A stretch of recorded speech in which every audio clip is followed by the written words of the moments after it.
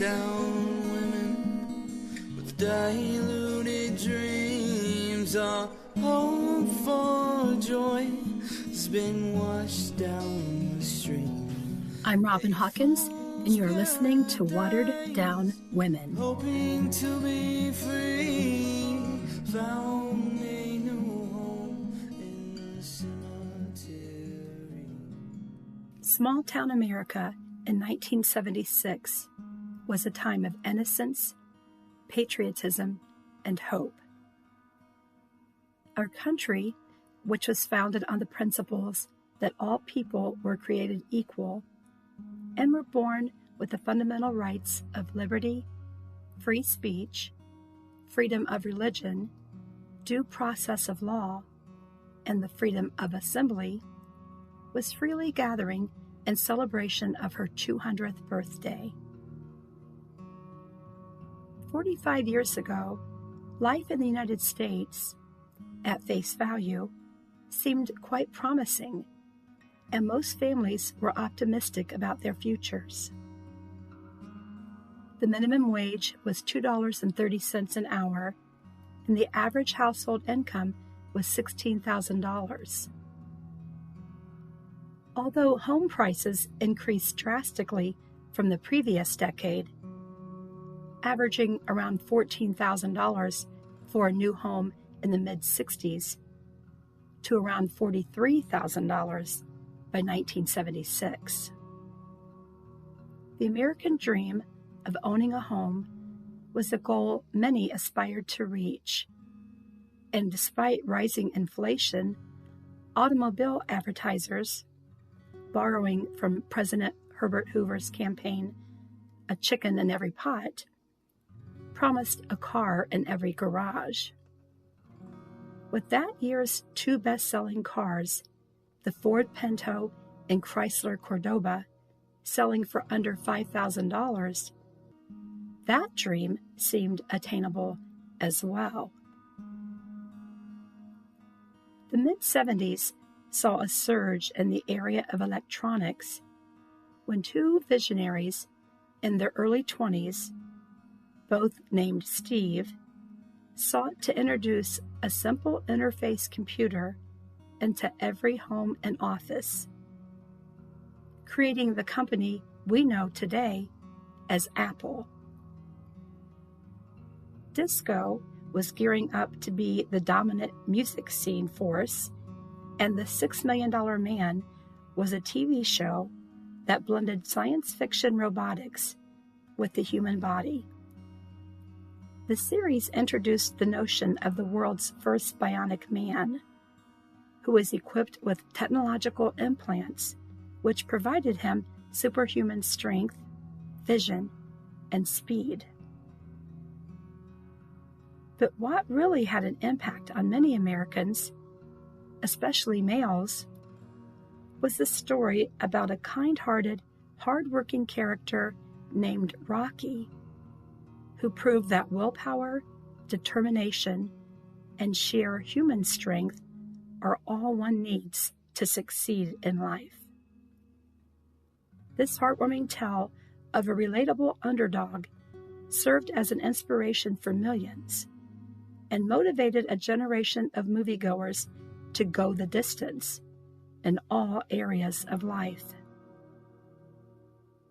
With Hollywood and the entertainment industry masking the reality of, reality, movies and songs provided a panacea of sorts that eased the pain of everyday worries and difficulties. As many benefited from the escapism that a make-believe world offered, some were creating an alternate reality for themselves and others, and that reality bore a closer resemblance to a horror film than to its feel-good counterparts. While most young adults were trying to make a living by day and dancing their worries away by night, the lives of some others were either encountering outside evil forces in life or creating their own internal evil forces as a way of life. In December of 1975, a newly married couple wanted a fresh start for their blended family. So they decided to sell their individual houses and find the perfect home for their newly formed family of 5. George and Kathy Lutz were astonished by the low asking price of a Dutch colonial home located at 112 Ocean Avenue that featured 5 bedrooms, a swimming pool, boathouse, and a unique gambrel roof.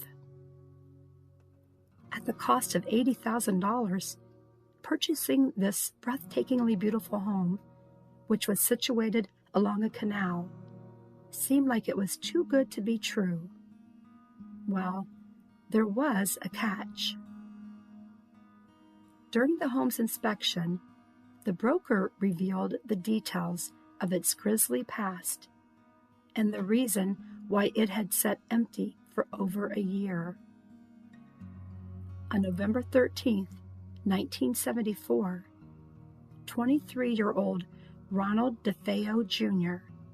shot and killed his father, Ronald Sr., mother Louise, sisters Dawn and Allison, and his younger brothers, Mark and John. Ronald Jr., whose nickname was Butch, told authorities that once he started killing his family, he just couldn't stop. Despite hearing the gruesome specifics about the history of the house, George and Kathy Lutz agreed to proceed with the purchase. The Lutz family moved in on December 18th, mostly bringing their personal belongings, because for an additional $400, the DeFeo family's furniture was included in the price of the sale. A friend of the Lutzes suggested that due to the evil deed that was committed in the house, that they should have the home blessed. As the story goes, when the priest flicked the holy water, he heard a low voice commanding him to get out. Upon leaving, he instructed the family to stay out of the bedroom that had belonged to the 2 younger DeFeo sons. Less than a month later, a second effort to bless the house was made, and the events that took place during that attempt were said to be too frightening to describe. And that mid-January night in 1976 would be the last night the Lutz family spent in their Amityville home.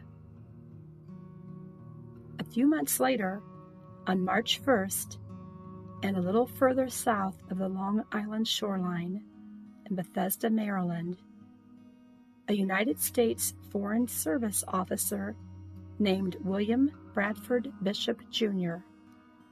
was overlooked for a promotion within that government agency. He told his secretary that he wasn't feeling well, so he left work early, stopped at a mall, purchased a sledgehammer and a gas can. He then stopped at the neighboring gas station and filled the can, along with the tank of his '74 station wagon. Then he went to a hardware store and bought a shovel and a pitchfork. Around 8 o'clock that evening, it is alleged that William Bishop, a Yale graduate and fluent in 5 languages, first killed his wife, then his mother-in-law, and lastly, he killed his 5, 10, and 14-year-old sons.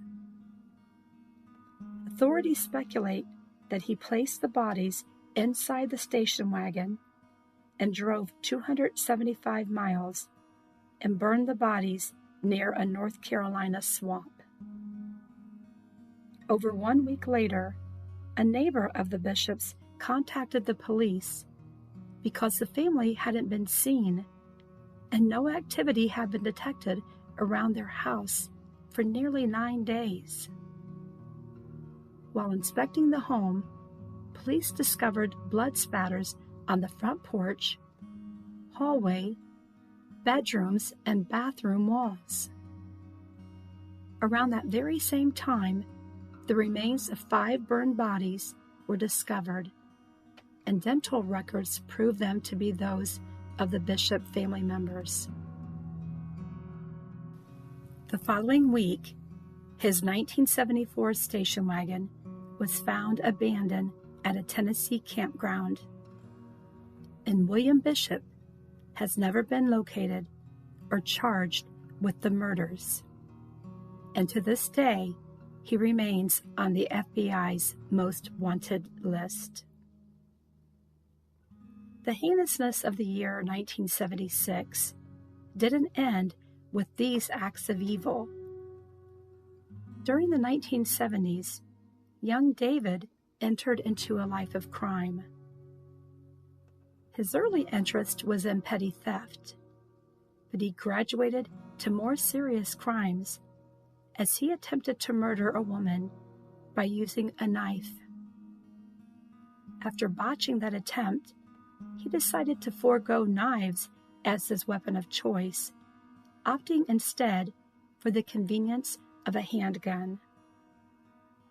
On July 29, 1976, at around 1 o'clock in the morning, near the Pelham Bay area of the Bronx, 2 women who both worked in the medical field were sitting in a car, laughing and chatting about their time spent earlier that evening at a local disco.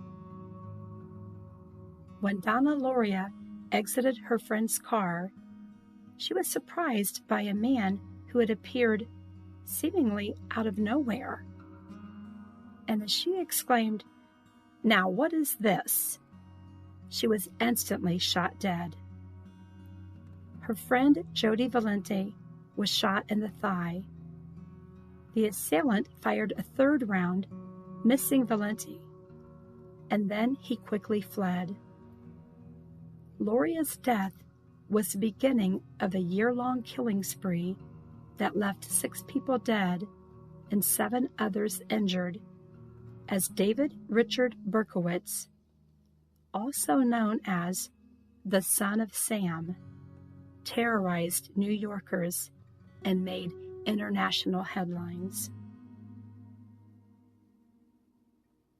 Speculation, fear, hopelessness, and uncertainty was gripping nearly every American as people questioned what type of evil was overcoming so many individuals, causing them to act in such heinous fashion. During that very same summer of wickedness, and over 2,000 miles away, 24-year-old Max Jensen, a gas station attendant in Orem, Utah, was robbed and murdered at his place of employment. The very next night in Provo, 25-year-old motel manager Benny Bushnell was robbed and murdered as his pregnant wife and young child were in the accompanying room. While disposing of the gun that he used in these killings, the assailant accidentally shot himself in the hand. The perpetrator then phoned his cousin asking for bandages and medical supplies. Well, a local mechanic saw the killer hiding in the bushes, and he gave his license plate number to the authorities. As the police pursued him, Gary Gilmore's cousin Brenda turned him in, and he later surrendered to the Utah State Police.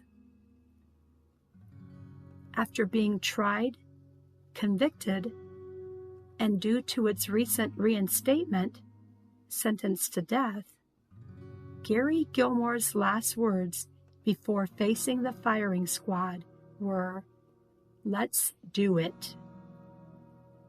which, according to the Whedon and Kennedy advertising agency founder Dan Whedon, were his inspiration for Nike's Just Do It campaign.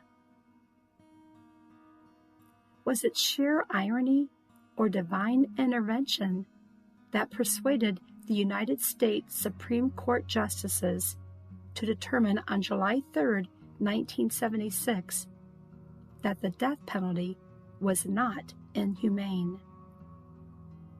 Because 1 month later, in Marion, Ohio, Terry and Teresa Great welcomed into the world their bouncing baby boy, Sean Great. Watered down women with diluted dreams. Our hope for joy has been washed down the stream. Grab a shovel and join me each Monday as we dig a little deeper and uncover the tragedies of watered down women. In the cemetery.